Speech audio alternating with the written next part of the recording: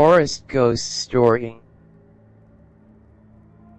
3 friends gathered for the first time outside of the city, and went a great distance when a group of young people decided to go camping in the woods. After a large group of people met to discuss the beauty of nature and the witch, it was my intention to spend the entire night there, prepared to go by gathering the lads' possessions and bags. They had a problem with the automobiles tires as they walked the long distance, but fate had it that the car would break down near one of the roadside rest stops.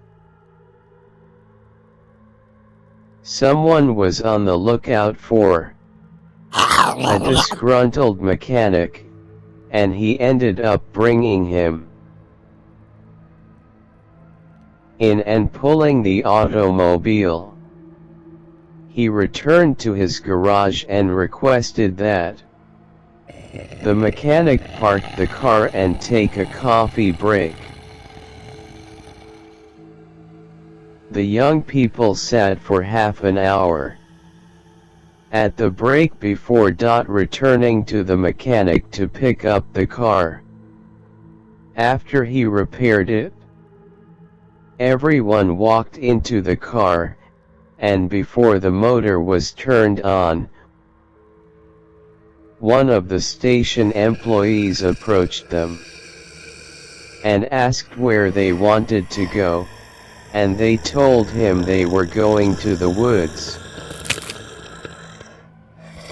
"Watch out, gentlemen, the forest road is perilous, and the roads inside it are dreadful and very scary," the worker said, displaying anxiety and fear. The man shouted these comments before rushing away, and the teenagers mocked his strange speech and mocked him, calling him a cowardly man who didn't care about his statements.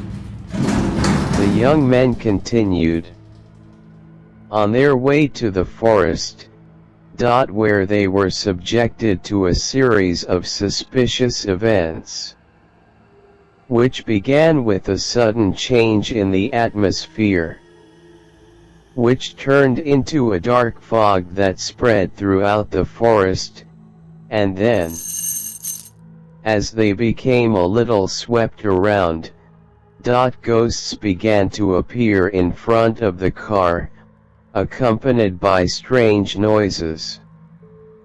Young folks attempted to ignore the ominous warnings. Each of them came to believe that these were irrational concerns of reality. But no one dared to tell others since they would appear stupid. Someone suggested that we go home later. After this young man had spoken about it, everyone began retelling what they had witnessed.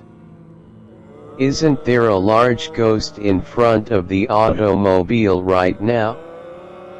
And it's only a matter of minutes before a guy approaching the vehicle emerges from the woods, and at the same time, another's mirror emerges from behind."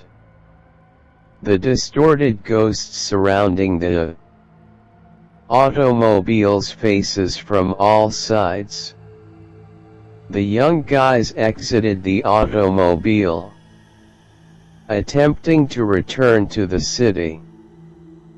But the spirits did not allow them to do so easily, and they were pursued on all sides.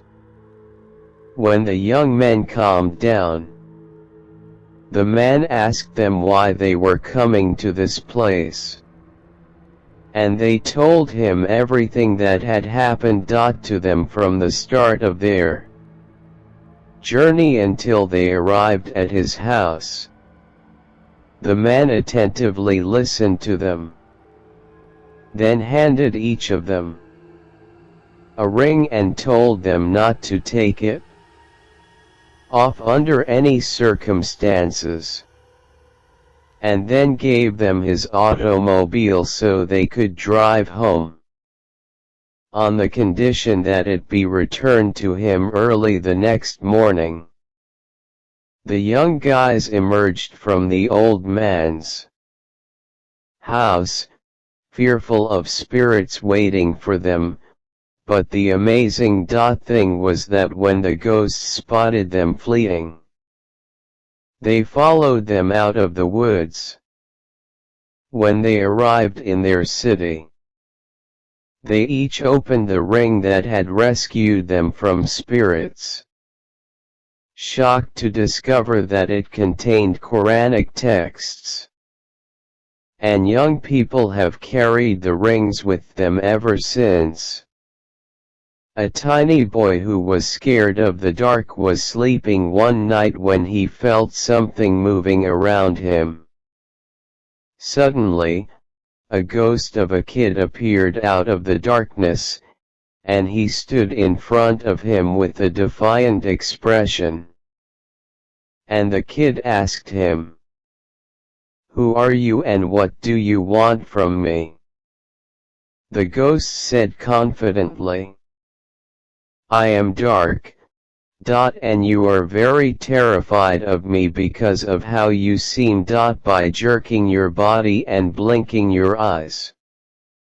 The small child was taken aback when his concerns about the dark became true, and he reacted with a fearful expression on his face, "Yeah, I'm too afraid of you to laugh at the darkness," stating that I won't damage you anymore. But I only appear in front of people who are fearful of me to comfort them and show them that they have nothing to fear. And here you are, soothing the small kid and promising him that the darkness will not harm him, and you also know that there is nothing that